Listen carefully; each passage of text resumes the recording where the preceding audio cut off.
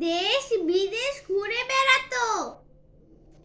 একবার ঘুরতে ঘুরতে অচিনপুরে চলে এলো।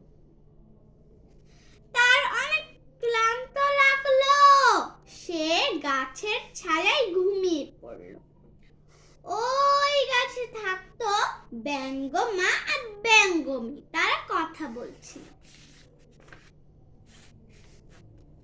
রাজকন্যা কঙ্কাবতীর কি হয়েছে জানো?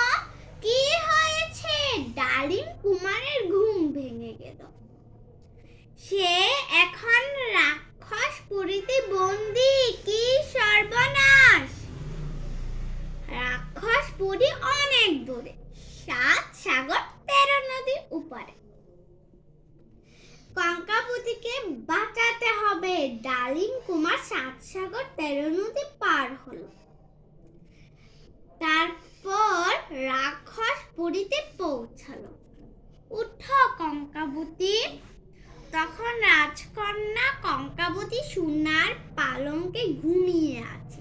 কিছুতেই তার ঘুম ভাঙে না।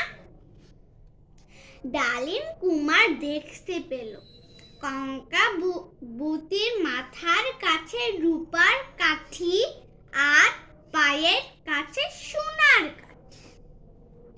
তখন ডালিম কুমার মাথার কাছে সোনার কাঠি নিয়ে এলো আর পায়ের কাছে নিয়ে এলো রূপার কাঠি। কি সর্বনাশ! এখনই তো রাক্ষস চলে আসবে। অমনি কঙ্কাবতী জেগে উঠল।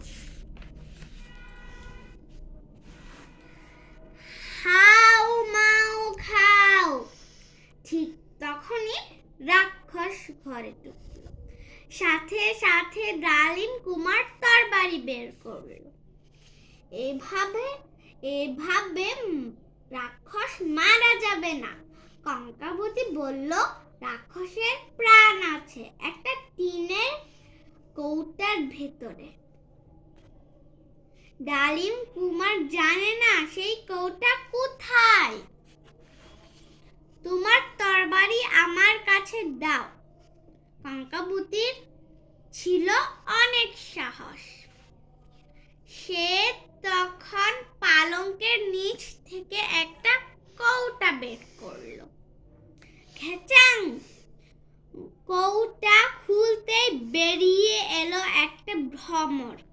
তখন কঙ্কাবতী তরবারি দিয়ে ভ্রমরটাকে কেটে ফেলল। তারপর ডালিম কুমার ও কঙ্কাবতী বেরিয়ে এলো রাক্ষসপুর থেকে। ধন্যবাদ সকলকে।